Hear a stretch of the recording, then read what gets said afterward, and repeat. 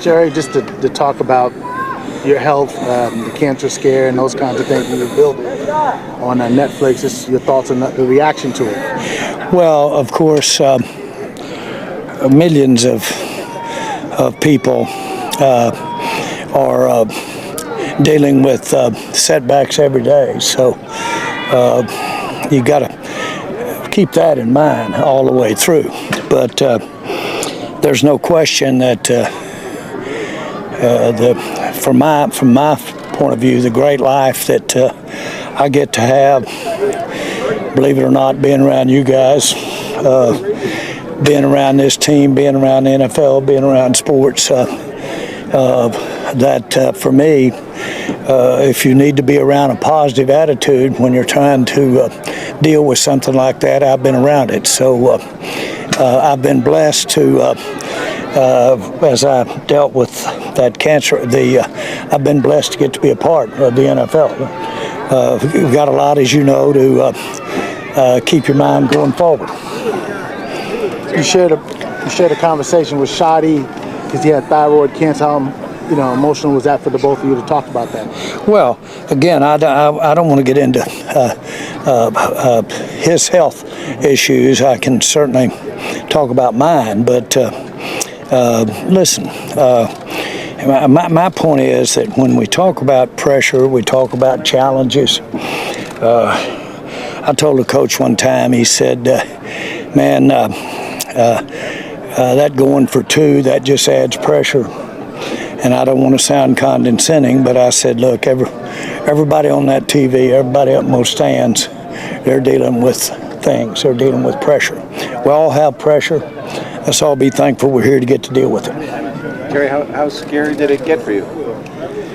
Well, you don't like to think about your mortality, but I was so fortunate to have some great people that sent me in the right direction. I got to be a part of a trial that was propitious. It really worked. It's called PD1, and it really, really, really worked.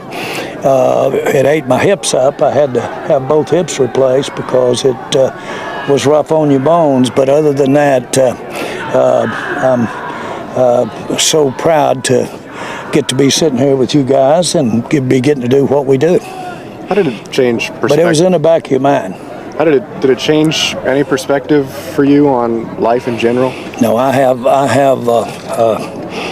got involved with the Cowboys because unlike it seems sometimes, seriously, it was a poor investment. I was with the Cowboys because I wanted the job of running the Cowboys. And not necessarily for my children, not necessarily for anybody. I wanted that job. And that's the way it's been. And focus, and when you're passionate and get to totally engulfed in what you're doing, that helps you deal with some of the other issues we deal with in life. Jerry, not to hard pivot topics here, but what have you made of Michael Marson's participation during his time out here in Boston?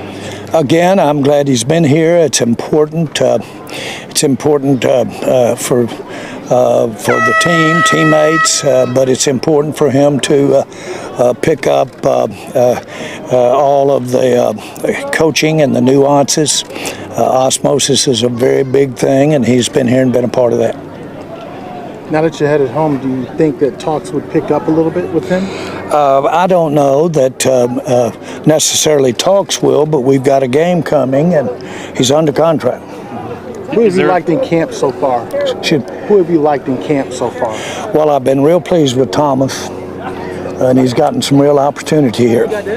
And we certainly need that showing up on his part. I like several of the young guys. I just overall like the tempo with the camp. Give Brian Schottenheimer his due there to have that. And I'm looking forward to Saturday night. They're back in Dallas, and so. But I like what we've seen so far, and on balance, I don't even want to mention it, but we've come out here in pretty good shape with our injury, which is always a focal point. Be it discipline or physicality, what stood out to you most in the first, Schottenheimer training camp as head coach? Well, I like the physicality, the enthusiasm.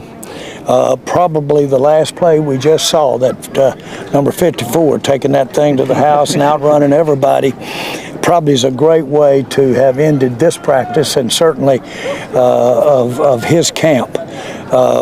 Sam is not fragile in terms of mental, but as Michael Irvin said, when he had an injury that flashed before him the prospects of not playing again, Michael said it made his career to appreciate what he might miss. I think Sam has had that same realization, and so he's come back. He's had an outstanding training camp, and I would think somebody might have set that up for him to run the length of the field with that interception, but I think one of the players said might have been Dak, oh no, anybody but Sam, because he's showing leadership out here as well. Is there concerning you, Jerry, as you leave here and know that Philadelphia is a few weeks away? Well, the world champ, you couldn't start her off any more challenging than that. Be at their home, all of it's there, and Philadelphia's always all that we can possibly handle when we go up there. So as far as I'm concerned, it's a good way to start it out, and we'll get a real read on not necessarily the season, how the season's going to go, but it'll be a real good, solid test on how much progress we made in training camp.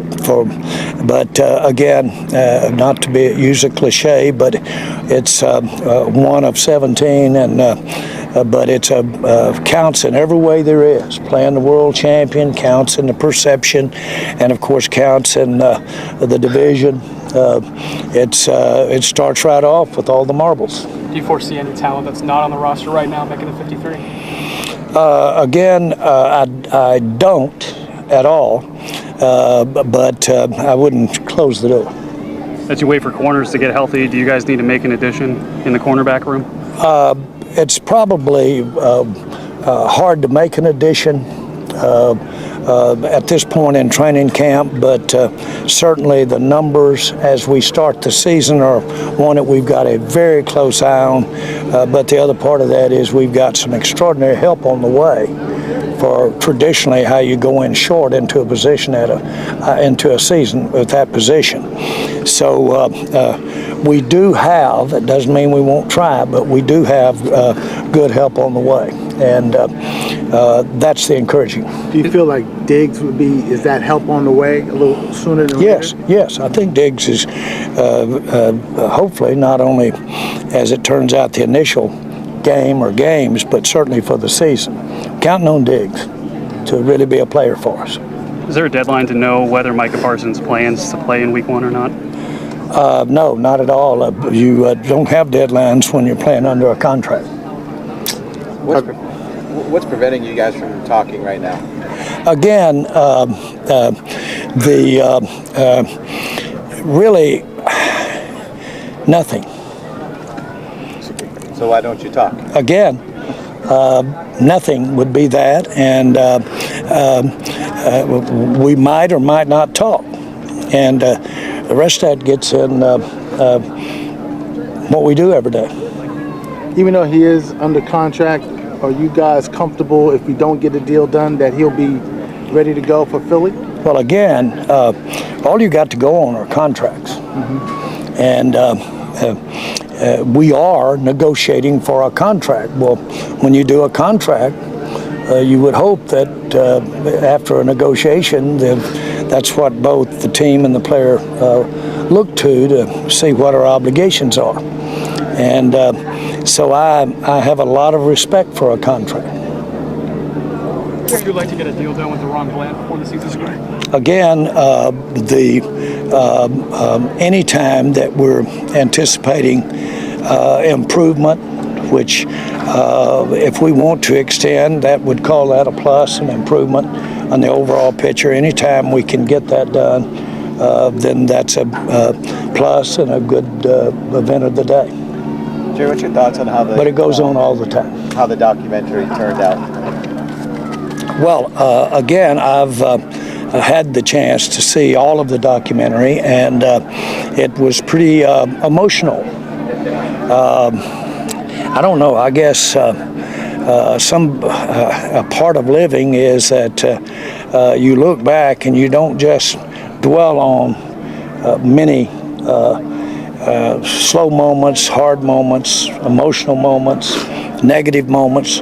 You don't dwell on that. And so, but when you're, by experience in doing this documentary, we got into that since on a personal basis, I've been a part of the NFL. It was more emotional. It wasn't as pretty as I thought I remembered it. I had a lot of mistakes along the way. But if and when it did, and it did show moments of elation, that's football. And that doesn't surprise me at all. Football's about 98% having to really combination of endure and work through, and 1 or 2% elation. And there's not a lot in between.